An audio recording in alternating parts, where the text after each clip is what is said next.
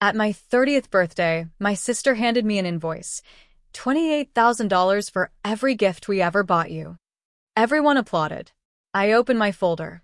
Here are receipts totaling $340,000. Your wedding, your home, your cars. Her husband went pale. That can't be. The lawyer at the next table rose. Oh, it absolutely can. You have 72 hours to...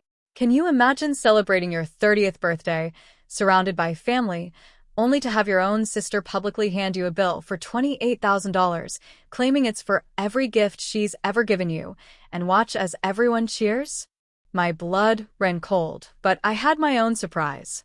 Because when I opened my folder, with receipts totaling $340,000 for their weddings, houses, and cars, their faces.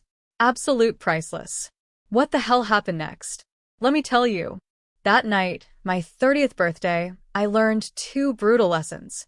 First, my sister, Tessa, could twist a room full of family into a rabid cheering section with a single, perfectly timed lie. And second, I had been footing the bill for my own humiliation for years. It all went down right after the cake. Not my cake, mind you, but the big family cake. You know, the kind my mom insists on, 3 tiers, gold lettering, the whole 9 yards, because people notice these things. My incredible wife, Mara, was right there beside me, our youngest, 5-year-old Ben, sticky with fruit punch on her hip. Our middle, Ellie, 8, clung to Mara's leg, just like she always did around boisterous adults. And my oldest, Luke, 10, was beaming, clutching a folded paper. He'd spent all week drawing me on our tractor, big shoulders, goofy smile, our farm dog by my boots. Above it, he'd written in careful, block letters, "Happy 30, Dad." He was so proud. I was so incredibly proud of him. Tessa, my sister, she waited. She waited until every phone was up, capturing the perfect family moment. Until my mom's saccharine party voice was on full blast, and my dad's laugh was a little too forced, a little too loud. Then clink, clink. She tapped her spoon against a glass. Before Irvin opens his gifts, she purred, "I have something special." She flashed that sickly sweet smile, like she was gracing me with a favor. Her husband, Grant, stood next to her, all polished corporate grins. You know the type, cologne to a backyard barbecue. He held a thin manila folder, like it was a grand prize. Tessa, with a theatrical sigh, announced, "We've all been so generous to Irvin over the years." A few nods, a murmur of agreement. Then, with a dramatic flourish, she turned. Not just to me, but to my kids. She leaned down, almost predatory, and pulled out 3 little paper wristbands, like you'd get at a cheap county fair. 2 blue, 1 pink. One by one, she slipped them onto Luke's, Ellie's, and Ben's tiny wrists, all big, beaming smiles. Luke just looked utterly confused. Ellie's face, for a fleeting half-second, lit up with pure joy, like she finally felt included. Tessa straightened, her voice cutting through the chatter. "These are so the kids can come to the after-party at the lake house." My stomach dropped. An after-party? I hadn't heard a single word. Tessa's smile didn't waver. "But there's a small condition." Then, she turned, not to me, but to my 8-year-old daughter, Ellie. "Sweetie," she cooed, syrupy sweet, "can you read the first line out loud? It's for your dad." Ellie's hands were so small, the folder looked massive. She glanced up at me, a silent plea in her eyes, asking permission. Every fiber of my being screamed to rip that folder from her hands, to shut it all down right then and there. But the room was a stage, all eyes on us. My mother wore that maddeningly expectant look, like I should be eternally grateful for this spectacle. My dad, still smiling, thought this was just hilarious. Mara's grip tightened on Ben. Ellie, bless her brave little heart, opened the folder. Inside, a single sheet of paper, big, bold numbers blaring at the top. She squinted, then read in her soft, innocent voice, $28,000 for all the gifts we ever gave you. And that's when the room erupted. People actually cheered. My aunt clapped like Tessa had just announced she was pregnant. My cousin, Jared whistled. Someone behind me muttered, "Finally." Tessa threw her arms up, laughing maniacally, as if she'd just delivered the most brilliant punchline.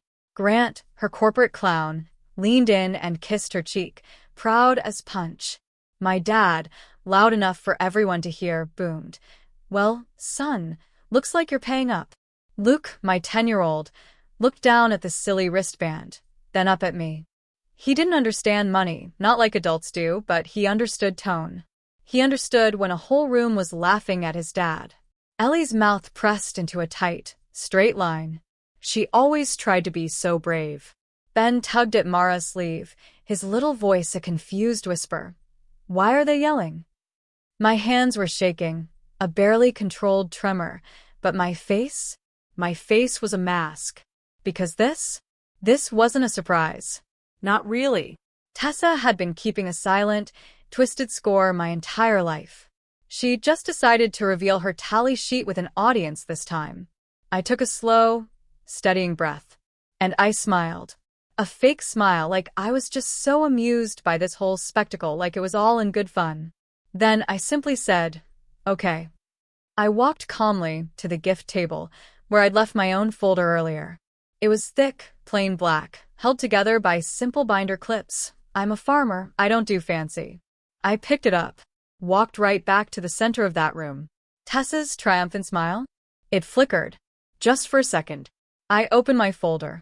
"Since we're doing receipts tonight," I said, my voice cutting through the lingering cheers. I brought mine, too. The cheering died. Not all at once, but in strange, awkward little pockets, like a radio losing signal. I pulled out the first page, held it high. "Here are receipts for $340,000. I said it calm and even. "And that's just the big stuff." Tessa blinked rapidly, her eyes wide, like she couldn't process the words. Grant let out a short, nervous laugh, clearly thinking I was joking. I wasn't. Not even a little. I flipped the first section open, reading it off like I was quoting seed prices at the co-op, completely devoid of emotion. "Your wedding," I said, my gaze locking onto Tessa. "Venue deposit, catering, photographer." And I paused, letting it hang in the air. "The emergency flower upgrade because you didn't like the color of the roses." I slid the copies onto the table, face up, so everyone could see the cold, hard numbers. Then I turned the page. "Your house," I continued, "down payment assistance, closing costs, the bridge loan you promised you'd pay back after Grant's bonus came in." Another page. "Your cars," I stated. 2 of them. Because the first one was too embarrassing to park in front of Grant's office. Grant's smug smile wiped clean off his face. He stared at the papers, utterly bewildered, like they were written in some alien tongue. Tessa's face, oh, it began to flush a deep, angry red. That slow, creeping flush it always did when she was cornered, when she got caught. But I just kept going. Not louder, not angrier. Just steady, relentless. "Your daycare," I said, 6 months' worth, when you claimed you were between opportunities. "Mom and Dad's roof," I added, "new shingles after the hailstorm. Dad's truck repairs, twice. And then, Mom's credit card." My eyes met hers across the room. "The one you swore was just temporary." My mother's lips parted, but no sound escaped. My dad's smile? Gone. Replaced by a wide-eyed stare at the folder, as if it might suddenly leap up and bite him. Tessa, ever the master of manipulation, tried to recover quickly. She always did. She let out a sharp, forced laugh. That's impossible." Grant, his corporate veneer cracking, finally found his voice, but it was thin, reedy. That's impossible," he echoed, as if repeating it would magically make the damning numbers disappear. I didn't even bother to respond. I didn't have to. You see, there was a man at the next table. Someone my uncle had brought as a +1. I'd noticed him earlier because he just didn't fit the party. Older, impeccably dressed, neat haircut, crisp shirt, sipping water like he actually had a purpose beyond celebrating. He'd been listening. When Grant uttered, "Impossible," that man slowly stood up. He cleared his throat, politely, almost clinically, like he was addressing a town meeting. "Oh," he said, his voice calm and firm, "it's very possible." Every single head whipped around. He nodded in my direction. "Irvin asked me to come tonight. I'm an attorney." Someone, my aunt, I think, actually gasped like this was some dramatic TV show. The lawyer stepped closer. "And to be clear," he continued, his tone chillingly professional, "these aren't just fun family tallies. Several of these payments were meticulously documented as loans. Promissory notes. Some were tied directly to property." Grant's face drained of every last bit of color. Tessa's mouth opened, then snapped shut. The lawyer, utterly unflappable, looked directly at Tessa and Grant. "Mr. and Mrs. Larkin," he stated, "you have 72 hours to respond to the demand letter. If you don't, we file." Silence. It slammed into the room like someone had cut the music. And then, because my family simply cannot handle silence, my mom broke it with a wounded whisper. "Irvin." Like I was the one who had offended her by daring to stop their endless taking. Luke tugged on my shirt, his little voice barely audible. "Dad, are we in trouble?" That almost shattered me. Not the jeering, not the fake bill, not even Tessa using my innocent daughter as a cruel prop.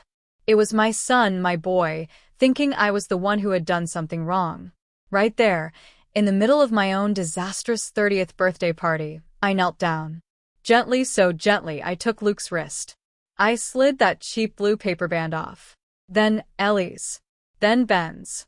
I crumpled them into my pocket, like they were meaningless trash I'd picked up from a field. And I said, quiet but clear, "No, buddy, we're not in trouble." Then I looked up at all those adults, at the very people who had just been clapping for my humiliation. "We're leaving," I said. "Right now." I didn't yell. I didn't flip the cake. I didn't make some grand speech. I just took my family, my wife and my children, and we walked out. That, they say, is the moment people remember. The dramatic exit. But the truth? That moment only landed because of everything that came before it. I was just 30. A farmer. Not the picture-perfect, pumpkin patch and hair-eyes kind, but the real kind. The one with long days, mud caked on his boots, broken machinery always hitting at the worst possible time. The kind of worry that sits like a cold, heavy rock in your chest every time the sky shifts. I lived outside a small town where everyone knew your truck before they knew your name. I was married to Mara, a woman who didn't waste words and somehow never missed a single detail. We had our 3 kids, Luke, Ellie, Ben. And for the past 8 years, whether I admitted it or not, I had been the family wallet. It started innocently like it always does. A small loan for Tessa's first apartment deposit. A temporary payment on my parents' property taxes when Dad miscalculated. Then, my farm started to thrive. Not rich, but steady. Stable. I learned to save. I learned to plan. I learned to pay for repairs without that gut-wrenching panic. And my family noticed. Oh, they noticed. They started calling me the responsible one. They said it like it was a compliment, a badge of honor. But really, it was just a job assignment. Tessa would call, often in tears, about some urgent bill. My mom would call with that tight, strained voice, all about how stressed your sister is. My dad, he'd just sigh, "We really don't want to ask, but..." And I'd wire money. I'd pay invoices. I'd cover their never-ending gaps. And every single time, I'd tell myself I was doing the right thing. Because that's what I'd been drilled to believe. Family helps family. But what they really meant was, Irvin helps family. It only got worse after I married Mara. She saw it, clear as day, almost immediately. "Did they pay you back?" she'd ask. And I'd mumble, "Not yet." A month later, she'd try again. "They will," I'd insist, trying to convince myself. A year later, I just stopped bringing it up. Because I couldn't bear to admit how thoroughly I'd been played. Tessa's wedding, that's when it stopped being isolated incidents and became a full-blown system. She demanded perfection. Barnwood and chandeliers, a live band, a dessert table ripped straight from a magazine. My parents, bless their hearts, treated it like a royal event, but no one could actually pay for it. So, they came to me. My dad, hat in his hands, sat at my kitchen table, looking genuinely ashamed. My mom? She cried. Real, gut-wrenching tears. We just don't want her sister to feel less than, she'd sob. And Tessa?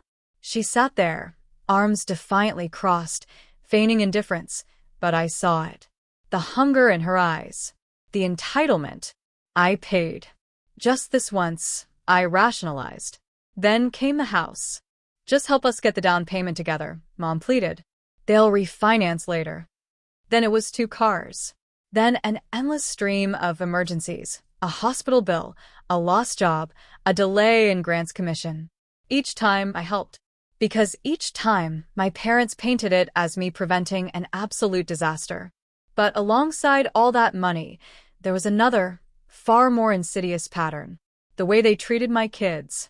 It started small. My parents would buy gifts for Tessa's future kids, saving them for someday. Meanwhile, Luke's birthday would pass, utterly forgotten. They'd post family photos online, and somehow my kids were always at the edges, half cut off. Tessa would make cruel jokes about my farm brood, as if my children were barn animals. Mara saw it. I saw it. But I kept telling myself, they'll grow out of it. They'll warm up. It's not worth a fight. Because the truth was, I just didn't want to believe I was pouring my life into people who didn't even like us. Then came the last, unbearable straw. It wasn't the money this time. It was the kids. My sister didn't just hand me a bill. She handed it to my sweet, innocent daughter and made her read it out loud, as if it were a hilarious joke. That's when every painful pattern, every subtle cruelty, every manipulation finally clicked into horrifying focus. They weren't just taking my money anymore. They were actively using my children, their innocence, to keep me firmly in my place. We drove home from that nightmare party in a suffocating silence. The kids, sensing the heavy adult tension they couldn't quite grasp, fell into that quiet, exhausted stillness. Ben drifted off to sleep against Mara's shoulder. Luke stared out the window, his jaw tight, trying to be so grown-up. Ellie kept rubbing her thumb over a tiny paper cut she'd gotten opening that damned folder. When we finally got home, Mara put the kids to bed. No words, just the quiet, methodical movements of a woman holding herself together by sheer routine. When she came back downstairs, she stood in the kitchen, arms crossed, her eyes meeting mine. And she simply asked, "Are you done?" Not angry, not dramatic, just utterly, completely exhausted. I nodded. And that was it. That was when I made the one clean, decisive move I should have made years earlier. I didn't craft some angry, vengeful text. I didn't threaten. I didn't engage in another futile argument with my parents. I just opened my laptop, right there at the kitchen table, logged into our bank account, and pulled up the list of automatic transfers. There were more than I cared to admit. A monthly payment to my parents' utility account, set up after my mom kept forgetting and racking up late fees.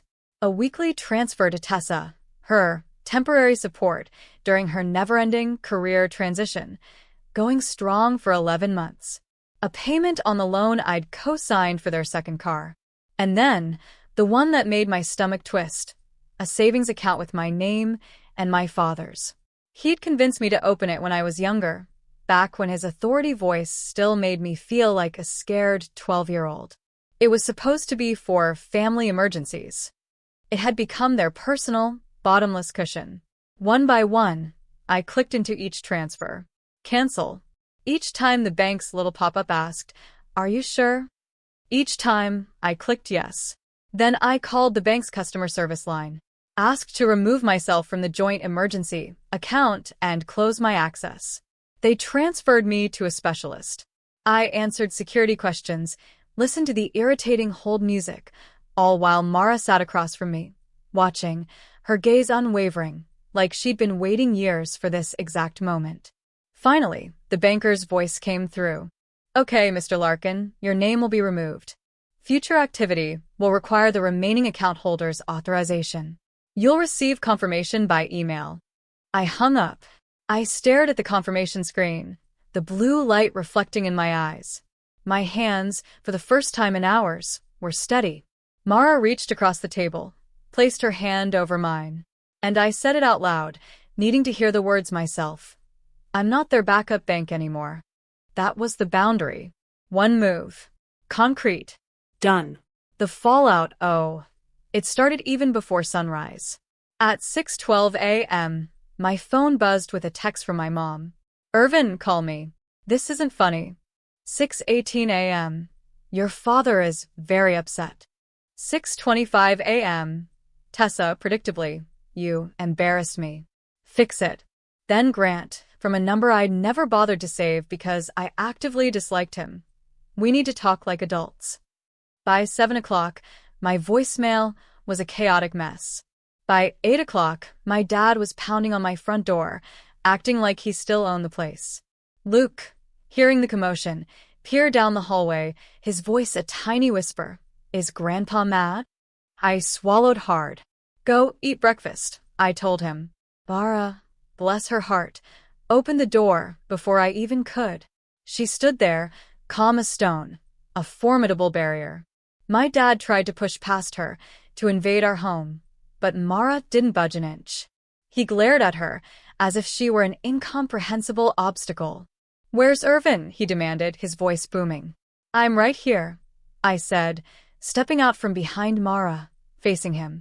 My mom was in the driveway, too, arms wrapped tightly around herself, playing the perpetual victim. Dad didn't offer a greeting. He didn't ask about his grandkids. He went straight for the jugular. We got notices, he snapped. The utility payment didn't go through. The bank says the emergency account. I removed myself. I cut him off, my voice even. My mom's eyes flashed with indignant rage. Why would you do that to us? I didn't raise my voice. I didn't rehash every single past hurt. I said one sentence, plain and slow, letting each word land. I won't fund a family my kids aren't allowed to belong to. My dad scoffed, dismissive. That party stunt. That party stunt, I countered, my voice colder than I expected. Use my daughter. You cheered while she read a bill, like she was a waitress bringing a check. My mom tried to soften, a tactic she always deployed when anger failed her. You know your sister has a sense of humor, she said. I nodded once. Then she can laugh while she pays her own bills. Dad's face tightened, his jaw clenching. We raised you better than this. I looked at him, and something strange settled over me. Not rage. Not anger. Just pure, undeniable clarity. No, I said, you raised me to be useful, not respected. That ends now. My mom's voice sharpened, venomous. So, you're punishing us? I'm protecting my kids, I said. And my wife. Just behind me, I heard tiny footsteps. Ellie had quietly emerged from the hallway, listening, just out of sight. I turned slightly so she could see my face. I needed her to know this wasn't about money. This was about her worth. My dad, desperate, tried his last weapon. He pointed at me, his fingers shaking. You think you can just cut us off? After everything we've done for you? And that's when I delivered the line that ended the conversation. I already paid you back. With interest. Then I stepped forward, not aggressively, just firm. And I closed the door. Not a slam. A steady, resolute click. Mara locked it. And for the first time in what felt like forever, our house truly felt like ours. Over the next 3 days, the messages escalated. They got uglier. More desperate. Tessa sent paragraph after paragraph about how unstable I was, how controlling Mara was, how I was actively trying to ruin her marriage. Grant called twice, leaving one voicemail where his voice actually shook. We can work something out, Irvin, he stammered. This doesn't have to get legal. My mom, of course, left tearful voice notes. My dad threatened to expose what kind of man I really am. Then, exactly as planned, Mr. Dorsey, the lawyer I'd invited, sent the official demand letter. He didn't send it to scare them, not really. He sent it to show them what real consequences look like when you finally stop playing their toxic family games.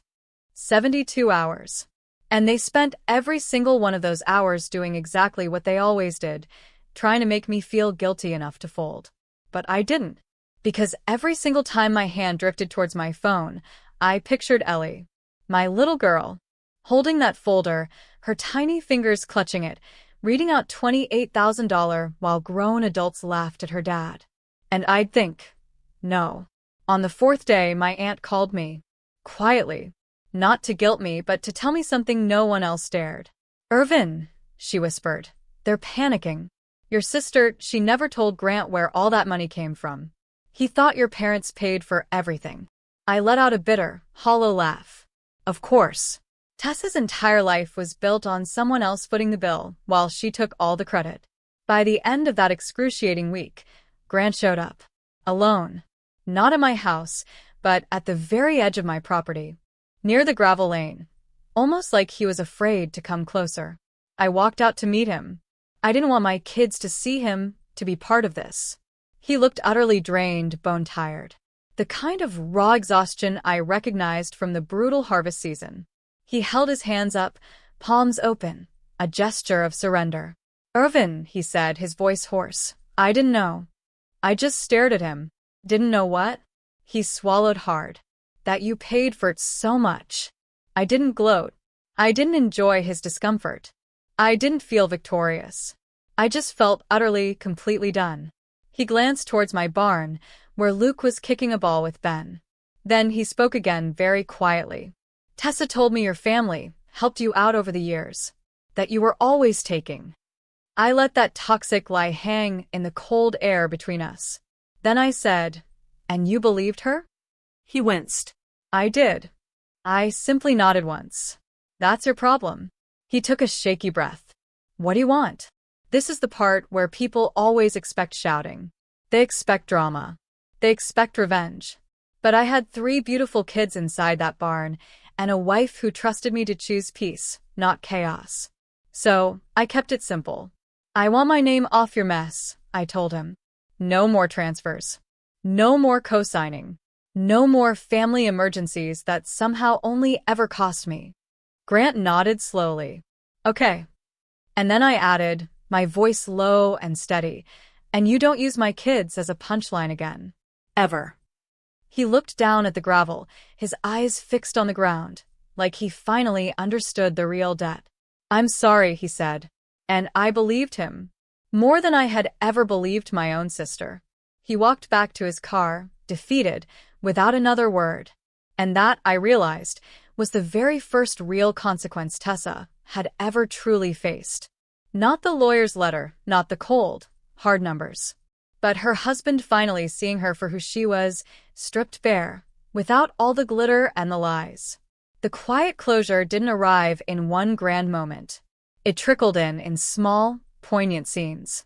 A week later, my parents' familiar truck drove past our house.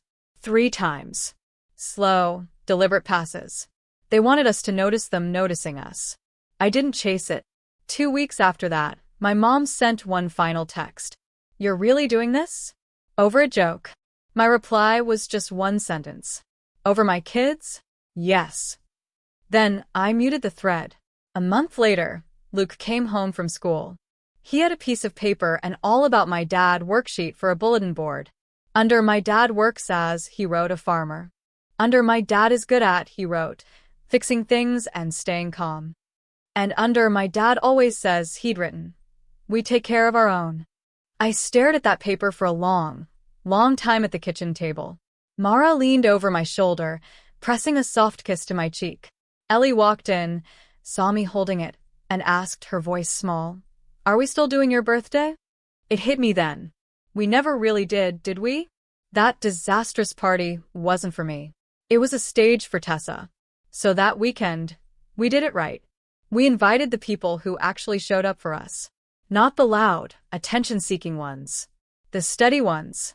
My cousin Jared came, alone, and looked genuinely embarrassed.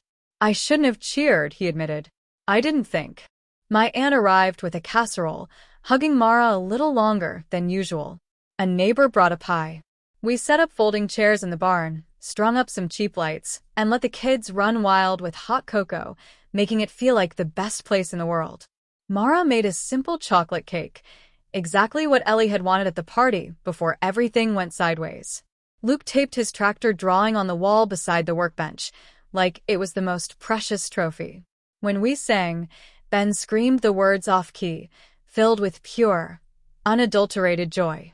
Ellie giggled so hard she snorted, then covered her face, laughing even harder. And for the first time, my birthday felt like it truly belonged to me. Later that night, after everyone had left and the kids were tucked into bed, I went outside alone. The winter air was crisp and sharp. The barn lights cast a soft, warm glow behind me. I reached into my pocket and pulled out those paper wristbands. The blue, the pink, wrinkled now, useless. I held them for a moment. Then I tossed them into the trash can by the mudroom. Not dramatic. Just done. Inside, Mara was at the kitchen sink, quietly washing plates. She looked up, her eyes meeting mine, and simply asked, "You okay?" I nodded. "I am," I said. And for the first time in what felt like a very, very long time, I truly was. Because the truth was, I didn't really win anything that night. I just finally stopped losing. And my kids, my quiet, kind, resilient kids, they finally got something my family had never been willing to give them. A father who wouldn't bargain their dignity for approval. A home where love wasn't a bill to be paid. A life where we never, ever had to clap for our own humiliation again. That was the real closure. Not revenge. Not bitterness. Just self-respect and a calm, firm line that would stay in place forever. So, I'm curious. Have you ever had to draw a line in the sand with family? What would you have done if your sister handed your child a bill at your own birthday party? Let me know in the comments below. I really want to hear your thoughts.